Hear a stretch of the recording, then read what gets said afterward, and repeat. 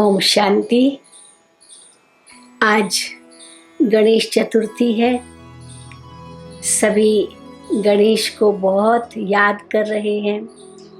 क्या इसका अर्थ है? जिस प्रकार से उनका शरीर दिखाया गया है, उसके पीछे क्या रहस्य है, इसे समझना भी बहुत ज़रूरी है।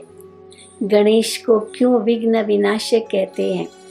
तो उसके शरीर की जो बनावट है, वास्तव में वही जो अर्थ बताते हैं कि विघ्नों को कैसे विनाश किया गणेश ने।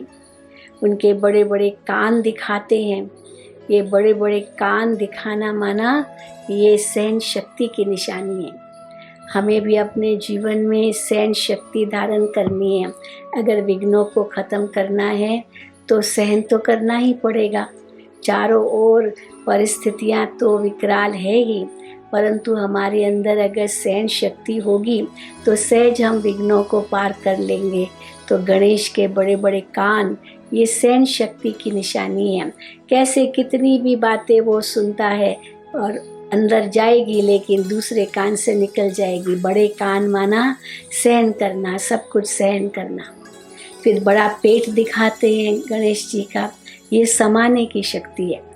अंदर समाओ। चलो किसी ने कुछ भी कह दिया, अंदर समाओ।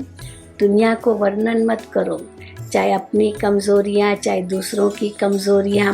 हम लोग अपनी कमज़ोरियाँ तो छिपा लेते, लेकिन दूसरों की कमज़ोरियाँ वर्णन कर देते हैं। लेकिन बड़ा पेट दिखाना मना सब पेट में समाना। तो एक समाने की शक्ति धारण करने से भी हम विघ्नों को ख़त्म कर सकते हैं। क्योंकि किसी को कोई बात कही जो ठीक नहीं है, अब वो 10 को कहेगा। और देखा गया है कि ऐसे कैसे अफवाहें फैलती है।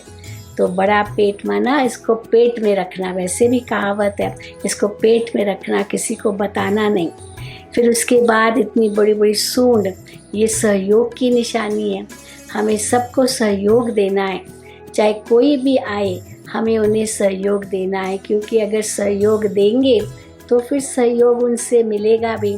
तो ये भी विघ्न विनाश करने लिए बहुत ज़रूरी है। एक दो को सहयोग दो, उसके लिए नम्र बनना पड़ेगा, उसके लिए झुकना पड़ेगा, उसके लिए सहन भी करना पड़ेगा, समाना भी पड़ेगा। तो बड़ी सूंड ये सहयोग की निशानी है। क्योंकि हाथी कैसे सूंड से बहुत कुछ कार्य कर लेता है, इतने बड़े बड़े पेड़ भी उखाड़ सकता है। तो ये सहयोग की निशानी है। और फिर आँखें इतनी छोटी, ये आँखें छोटी का मतलब है परखने की शक्ति। जब हमको कोई चीज़ एक बहुत महीनता से देखनी होती है तो आँखों को बहुत छोटा कर देते हैं, तो वो चीज़ हमें सहज दिखाई देती है। हमारी वो नेत्र की शक्ति बढ़ जाती है। तो ये परखने की शक्ति है। परख करके फिर निर्णय देना। क्योंकि जैसे जैसे हम परख लेते हैं कोई बात को, तो निर्णय लेना भी बहुत सहज हो जाता है। इसलिए ये छोटी छोटी आँखें, ये परखना और उसी अनुसार निर्णय करने की शक्ति है। और जैसे गणेश इतना मोटा, लेकिन उसको एक चूहे पर दिखाते हैं। तो चूहा कितना छोटा सा जानवर, लेकिन वो इतने बड़े गणेश जी का वाहन है।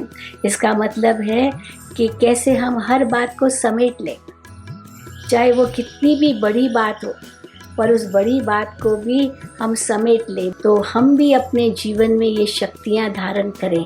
पर कैसे आएगी शक्ति? जब हम परमात्मा से अपना संबंध जोड़ेंगे। इसलिए गणेश जी को शिव का पुत्र बताया गया है। बहुत ही बुद्धिमान, दिमाग इतना उसका बड़ा। तो जब हम सचमुच बड़ा दिल रखते हैं, बड़ा दिमाग रखते हैं, खुला मन रखते हैं, तो हम शिव को अच्छी तरह से पहचान करके उनके चारों ओर घूमते माना उनकी याद में रहते हैं। तो हम इस संसार में आने वाले, जीवन में आने वाले सभी विघ्नों को हम ख़त्म कर सकते हैं। एक निर्विघ्न जीवन, निरसंकल्प जीवन, सुखी जीवन, शांतमय जीवन बना सकते हैं। यही आज के दिन की विशेष शिक्षा सभी के लिए है।